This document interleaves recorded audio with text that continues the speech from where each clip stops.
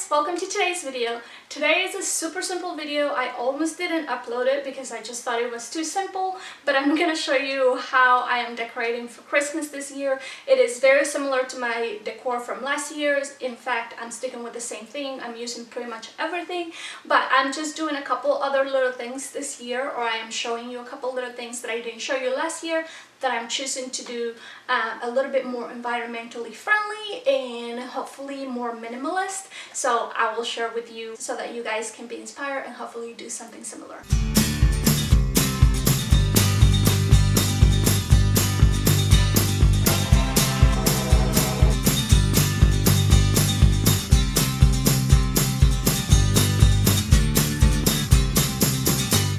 So some of you guys may not know, but I started this channel to do upcycle furniture and upcycling home decor and DIY items because I kind of got disillusioned with the whole throwaway culture and the whole consumerism culture that we have here in the United States. At least I'm sure it's very similar all over the world. Some places that have more resources, obviously it's a little bit more drastic, but at the end of the day I just thought that we have grown to just throw away things without thinking of the impact that it causes on the environment. You know, furniture, for example, there's a lot of trees that are being cut young and contributing to deforestation for no reason when we already have a lot of really good furniture that just needs a little bit of makeover.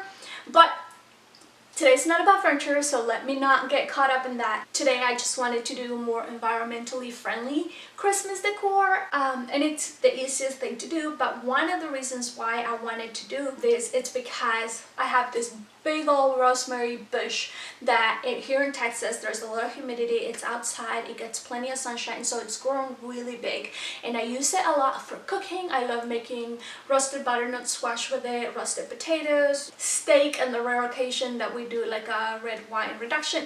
Anyway, you can cook with your rosemary plant. If you don't have one already where you live, they sell them during Christmas time because they are so Christmassy. You can buy a little pot and put it on your table as a decor piece and then plant it for next year, and then you'll have this incredible bush that you can keep using year after year for Christmas decor. So that's what I'm doing. I'm gonna use this amazing rosemary bush. If I cut a few branches, it's not going to hurt it. In fact, it probably needs to be pruned. So this is going to be amazing and bonus points because it smells delicious when you're cutting it.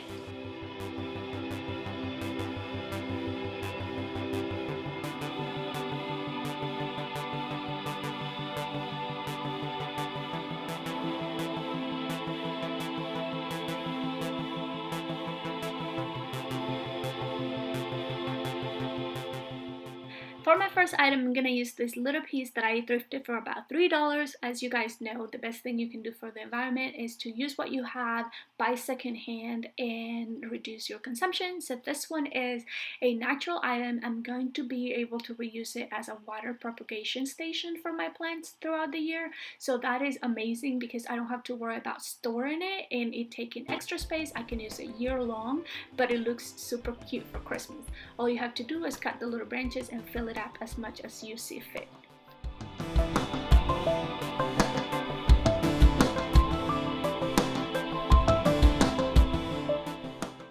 Next decor piece is another thrifted item. I actually thrifted this for our wedding a couple years ago.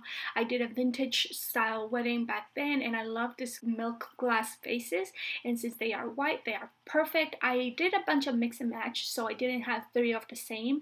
I'm going to keep an eye out for a third one that matches the other two whenever I go thrifting, but for now it looks cute either way. And again, simple. Cut your rosemary, remove the leaves from the bottom so that they don't mold in the water, and then put them in the vases, and that is it. Very, very easy. And again, I can use this as a water propagation station during the year, or I can use them as just cute little flowers and keep them on the table.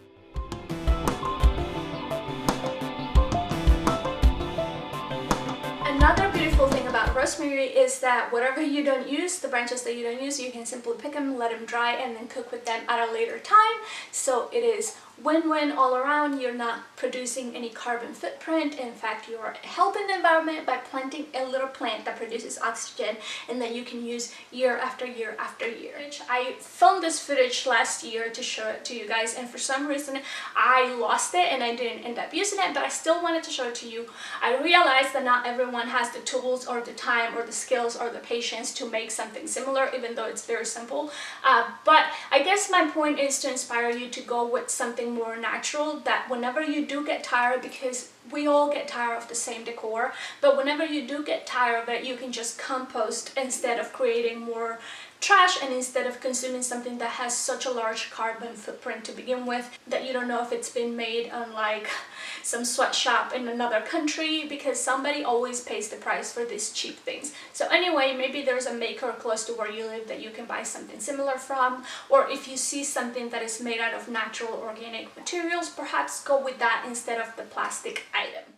So to make my star, I first drew a template on paper and then I cut it. You can probably download a template somewhere online, and then I traced it onto my fence picket. Yes, I love fence pickets. You guys know that I built anything that I can out of fence pickets because they are cedar, they are weatherwood, and they are super light, so I freaking love them.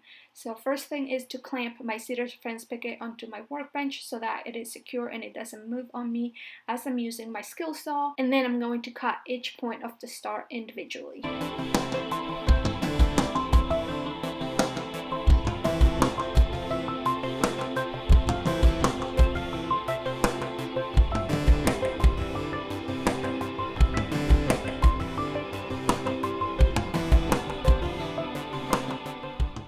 Once I have my star, I'm going to sand it lightly to smooth out the front and back, and also to make sure all of my edges are flat, because I did this by hand and I am not the best with that saw.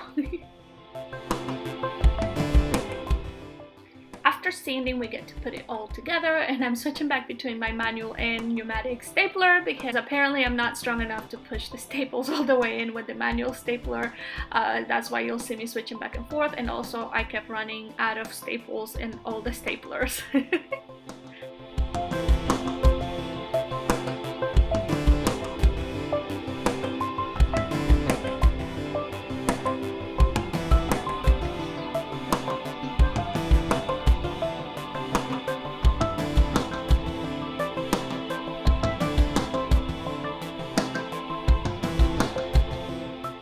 And lastly, I am going to just put a little stick in the back so that I can attach it to the tree, or I guess I can push it through the tree and it can stay up there. And that's it. That is my 3 little natural, eco-friendly, minimalist, Scandinavian-inspired, natural Christmas, all of the good things, projects for you guys. Hopefully I was of some help to you or inspired you in some way to use what you have. And yeah, let me show you the final pictures.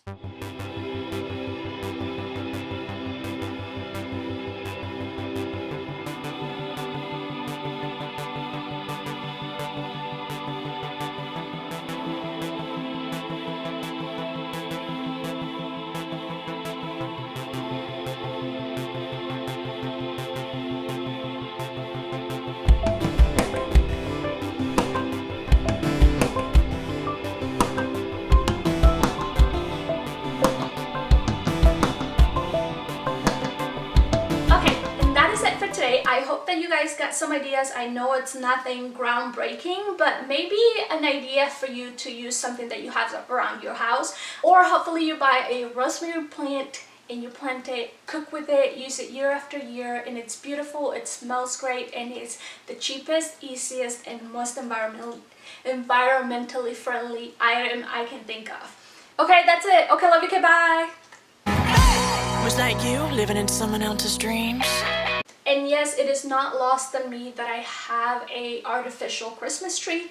I was doing some research on that, and it says that the carbon footprint to produce a Christmas tree, a fake Christmas tree, is more than twice as much the carbon footprint for a natural tree. However, I already purchased it years and years ago, and I'm responsible for that purchase, so I'm going to continue to use it until it is done, until Biggie bends every single branch by climbing on it, or I don't know. I'm gonna try and use it as much as I can. I think I read that it takes about 12 years for that fake Christmas tree to have a 0 carbon footprint, because you know, you reuse it. So I don't know if I'll make it that long, but I sure as hell I'm gonna try.